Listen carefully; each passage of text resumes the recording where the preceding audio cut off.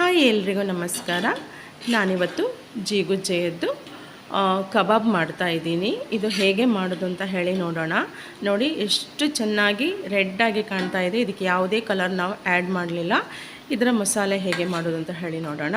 ಇವಾಗ ಒಂದು 7ರಿಂದ 8 ಬೆಡಗೆ ಮೆಣಸಿನಕಾಯಿ, ಒಂದು 6 ಎಸಳು ಬೆಳ್ಳುಳ್ಳಿ, ಸ್ವಲ್ಪ ಹುಣಸೆಹಣ್ಣು, 1 ಇಂಚಷ್ಟು ಶುಂಠಿ, ರುಚಿಗೆ ತಕ್ಕಷ್ಟು ಉಪ್ಪು, ಒಂದು 1/4 ಚಮಚದಷ್ಟು ಅರಿಶಿಣದ ಹುಡಿ.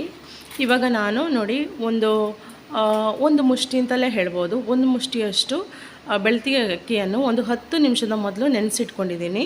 ಇದೆಲ್ಲ ಒಟ್ಟು ಸೇರಿಸ್ಕೊಂಡು ಗ್ರೈಂಡ್ ಮಾಡಿ ನೋಡಿ ನಾನು ಈ ಥರ ಪ್ಲೇಟಿಗೆ ಹಾಕ್ಕೊಂಡಿದ್ದೀನಿ. ತುಂಬ ಡೀಪಾಗಿ ಗ್ರೈಂಡ್ ಮಾಡೋದು ಬೇಡ, ಸ್ವಲ್ಪ ತರಿ ಇರಲಿ. ನೋಡಿ ಇವಾಗ ನಾನು ನೋಡಿ ಜೀಗುಜೆಯನ್ನು ಈ ಥರ ಕಟ್ ಮಾಡಿ ಇಟ್ಕೊಂಡಿದ್ದೀನಿ. ತುಂಬ ದಪ್ಪಗೆ ಇಲ್ಲ, ಸ್ವಲ್ಪ ತೆಳುವೇ ಕಟ್ ಮಾಡಿ ಇಟ್ಕೊಂಡಿದ್ದೀನಿ. ಇದನ್ನು ಚೆನ್ನಾಗಿ ನಾವು ಮ್ಯಾರಿನೇಟ್ ಮಾಡೋಣ. ನೋಡಿ ಈ ಮಸಾಲೆ ಎಲ್ಲ ಚೆನ್ನಾಗಿ ತಾಗಬೇಕು. ನೋಡಿ ಮಸಾಲೆ ಎಲ್ಲ ಚೆನ್ನಾಗಿ ಮ್ಯಾರಿನೇಟ್ ಆಗಿದೆ. ಇವಾಗ ನಾವು ಒಂದು 10ರಿಂದ 15 ನಿಮಿಷ ನಮಗೆ ಟೈಮ್ ಇದ್ದರೆ ಒಂದು ಅರ್ಧ ಗಂಟೆ ಇದನ್ನು ಹಾಗೆ ಬಿಡೋಣ. ಅದಾದಮೇಲೆ ನಾವು ನೋಡಿ ಎಣ್ಣೆಯನ್ನು ಚೆನ್ನಾಗಿ ಬಿಸಿ ಆದಮೇಲೆ ಈ ಥರ ಫ್ರೈ ಮಾಡೋಣ.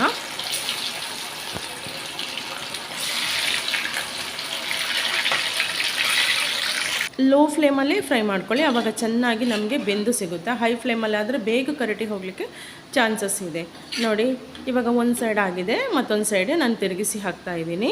ನೋಡಿ ಎಷ್ಟು ರೆಡ್ಡಾಗಿ ಕಾಣ್ತಾ ಇದೆ. ನೋಡಿ ನಾವು ಬೇಡಗಿ ಮೆಣಸಿನಕಾಯಿ ಹಾಕಿದ್ರಿಂದ ಅದಿಷ್ಟು ಚೆನ್ನಾಗಿ ರೆಡ್ಡಾಗಿ ಕಾಣ್ತಾ ಇದೆ.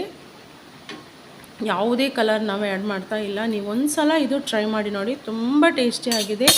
ನಾವು ಅನ್ನ, ಟೊಮೆಟೊ ಸಾರು, ಬೇಳೆ ಸಾರು ಅದರೊಟ್ಟಿಗೆಲ್ಲ ಒಳ್ಳೆಯ ಕಾಂಬಿನೇಷನು. ನೀವೆಲ್ಲರೂ ಟ್ರೈ ಮಾಡಬೇಕು.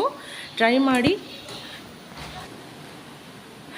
ಮಾಡಿ ನಿಮ್ಮ ಅನಿಸಿಕೆಗಳನ್ನು ನನಗೆ ಕಮೆಂಟ್ ಮೂಲಕ ತಿಳಿಸಬೇಕು. ಯಾರೆಲ್ಲ ನನ್ನ ಚಾನಲ್ ನೋಡ್ತಾ ಇದ್ದೀರಾ ಎಲ್ಲರೂ ಸಬ್ಸ್ಕ್ರೈಬ್ ಮಾಡಿ, ಶೇರ್ ಮಾಡಿ, ಲೈಕ್ ಮಾಡಿ. ನಿಮ್ಮ ಸಪೋರ್ಟು ನನಗೆ ತುಂಬಾ ಅಗತ್ಯ. ಹಾಗೆಯೇ ನಿಮ್ಮ ಫ್ಯಾಮಿಲಿ, ಫ್ರೆಂಡ್ಸಿಗೆ ಎಲ್ಲವನ್ನು ಶೇರ್ ಮಾಡಿ. ನೋಡಿ ಇಷ್ಟೇನೆಯ ಏನು ಫೈನಲಿ ನಾನು ಕರಿಬೇವನ್ನು ಇದೇ ಆಯಿಲಿಗೆ ಫ್ರೈ ಮಾಡಿ ಹಾಕ್ತಾಯಿದ್ದೀನಿ. ನೋಡಿ ಜೀಗುಜ್ಜೆದು ಕಬಾಬ್ ರೆಡಿಯಾಗಿದೆ.